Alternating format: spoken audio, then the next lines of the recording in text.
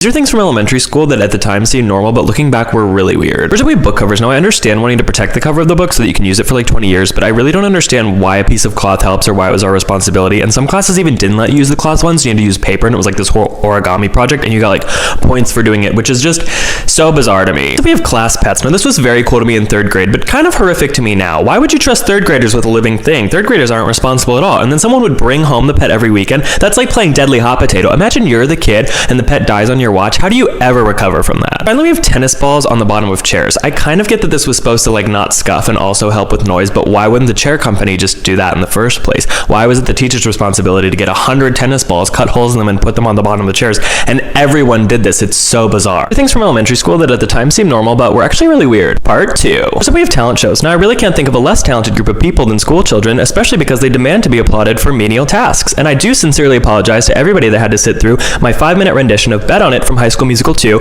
I'm sure it was cute, but I don't think 200 strangers needed to be subjected to it. So we have the crusty pair of scissors that was hanging on the lunchroom wall. Now, I cannot find a picture of this, but I swear to you, every school I went to had this. It was a pair of scissors hanging on a string in the lunchroom hall so you could open your little Go-Gurt packages, and there was gross sauce all over it, and it was the least sanitary thing I've ever seen. That's disgusting. Why did we have that? Finally, we have start times. Now, I cannot believe that I woke up at 7:30 for 12 years to go to school. That sounds horrible to me now. I get the original intent of it, but it's 2020, and not everybody has a 9-to-5 job anymore, and high schoolers can get themselves on the bus, and research shows this is really bad for them to get up this early. So why are we still doing this? These are things from elementary school that at the time seemed normal, but were actually pretty weird. Part 3. We have test dividers. Now, the lengths that we would go to protect the academic integrity of the If You Give a Mouse a Cookie book quiz was actually alarming. Also, ours were not this nice. They were just manila folders. They would fall down all the time, and it was honestly more detracting. Like, it's gonna be okay if Caitlin sees that 6 + 6 is 12. It's not gonna be the end of the world. If we have spelling tests, now I get when you're a little kid, you need to know how to spell like dad or burger, but I was doing these through like 8th grade, and then they made us put accent marks. I don't know how to write that out, but I'm not going around going, what kind of pastas do you have? Do you have spaghetti? If I'm that age, I'll just look up how to spell oligarchy, and I feel like knowing that is more important than like memorizing it, but what do I know? I'm just an internet comedian. And we have science fairs. Now, yes, this is cute, but what really aggravates me is how pointless all of the experiments were. Like, I've never sat there like,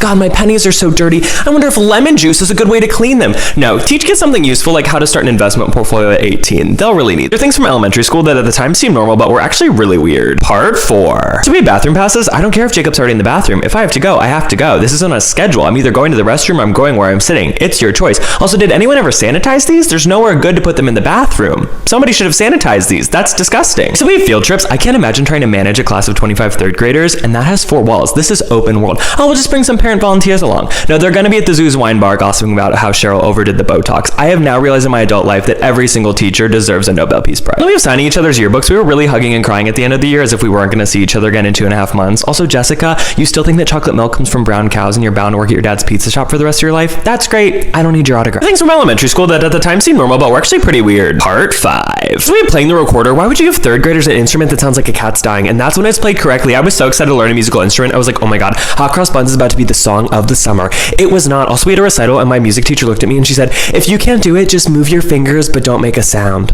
We have the wedding of Q and U. We really spent a whole day having a wedding celebration because these 2 letters are found next to each other most of the time. That's not even a healthy relationship. They should really spend some time apart. But I'm serious. There was like wedding cake and games, and I was the ring bearer. It was like really something. I love the Scholastic Book Fair. Yes, I absolutely love this, but looking back, what a nightmare. It's like the little candy aisle in the grocery store times 100. It's like Tupperware for toddlers. I was a menace during this. I made my mom buy every single book with a dog on the cover. I think she spent like $200 on books. Did I read those? Probably not. Also, there were parent volunteers, so like Scholastic was really just reaping the benefits from this, and the coolest thing was to get those bendy pencils. That was the real prize. Things from elementary school that at the time seemed normal, but were actually pretty weird. Part 6. So we have school fundraisers. I'm a 3rd grader, and you want me to go door to door selling magazine subscriptions? First of all, it's 2021. Second of all, what do taxes go to then? And they'd be like, if you sell $600, you get this cool bendy glasses straw. Like, the math isn't really adding up on this one. So we have nap time. My question isn't why did it happen, it's why did it end? You think kindergartners are the only people that need naps? I was getting up at 7 a.m. to watch Batman when I was that age. No. Later in life, I was getting up at 7 a.m. and expected to learn for 7 hours straight. No. Give me a broom closet and this, and I will be recharged in 20 minutes. Finally, we have assigned seats. This was like state-mandated FOMO. Nothing was worse when you were sitting in the corner with none of your friends and all your friends were seated somewhere else. It was horrible. Also, I'd be like, I just got in a fight with Caitlin. I don't want to sit next to her. I'm 12 years old. Can I make that decision for myself? These are things from elementary school that at the time seemed normal, but were actually pretty weird. Part 7. First, we have school nurses. We love to have medical staff, but it felt like legally they were pretty limited in what they were allowed to do. Like, they could give you a Jolly Rancher, let you take a nap, and check your back for scoliosis. And the third one's really random, especially when we had a girl that had a larva living in her ear for a whole month, and nobody noticed, but none of the kids had scoliosis. So we have detention and just like what you get in trouble for. One time I got in trouble for talking too much, which is literally my job now. now. One time I got in trouble for not doing my spelling homework. Like, I'll learn how to spell horse on my own time this week, Patricia. And then I just sit inside and watch everyone else outside at recess. Like, the FOMO and the shame was way too much for my little third grade brain. And finally, we have lining up to go down the hallway. We didn't assign line leader and line buddies. Like, this is not a CA operation. We're going 10 feet to the lunchroom. Are children that bad at logistics that you really need all this to get them to go from point A to point B? Like, one time we all had to hang onto a piece of string.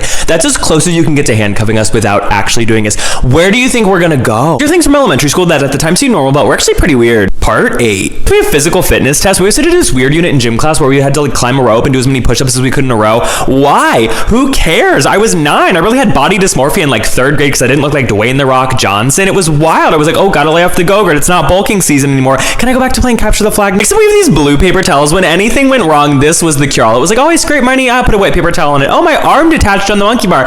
Just throw a wet paper towel on it. I'm not a doctor, but I don't think medically this is very sound advice, although maybe being a great placebo for over-dramatic kids. Oh, story time. You mean I get to sit on this carpet for like an hour and just listen to historically questionable tales of Jack and Annie and the Magic Tree House? Sign me up. I did not appreciate this enough. I would love if we would pause work now and my boss would just read me a story.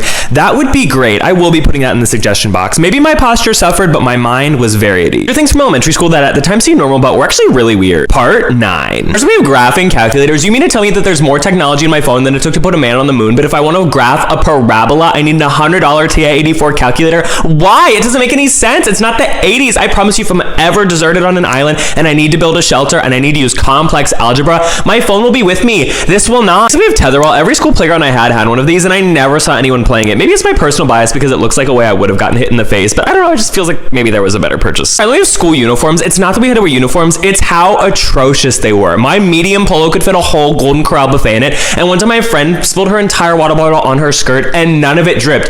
It absorbed the whole thing. These were disgusting. I was so excited to have a uniform. I was like, oh my god, I'm gonna look like Blaine from Glee. I'm gonna look so hot. No, one ill-fitting polo and horrible khakis later, and I was begging for self-expression. Things from elementary school that at the time seemed normal, but looking back were really weird. There's some school libraries. I get the gist of this. Knowledge is power. Junie B. Jones takes on the bourgeoisie, but it felt like a little bit overkill that every school in our district had its own 17-volume copy of the Encyclopedia Britannica. Like, what 3rd grader is checking that out? And what the F is the Dewey Decimal System? Is this a prison? Are the books behind bars? What is 333.9? I just want to find the Magic Treehouse books. That's what I'm here for. So we have fire drills. I get it. Safety first. But really, how many dress rehearsals can you have for impending doom? Because at 8 years old, if there were flames in my face, I don't know if I would be calm and walking in a straight line. And we did these so often. It was a little boy who cried wolf, but every time I was like, what if it's real? Are we going to be off school for a while? Finally, with spelling bees, you had me at competition, but you lost me at spelling words. Is it really a talent if Microsoft Word 2000 can do it? Because I can also spell onomatopoeia, and it is barely functioning. This kind of just feels like the safety net for the kids that weren't smart enough to be in robotics clubs, but I did theater. What can I say? Things from elementary school that at the time seemed normal, but were actually really weird. Just the fact that there wasn't any air conditioning. Ohio's not the equator, but it'd be like 95 degrees outside, and they just like roll an extra fan into our classroom. Like, what's that supposed to do? You know what makes it really hard to learn your multiplication tables? Heat stroke. I was really going to 4th grade in a hot yoga studio, and our poor teachers, imagine managing 25 students in that weather.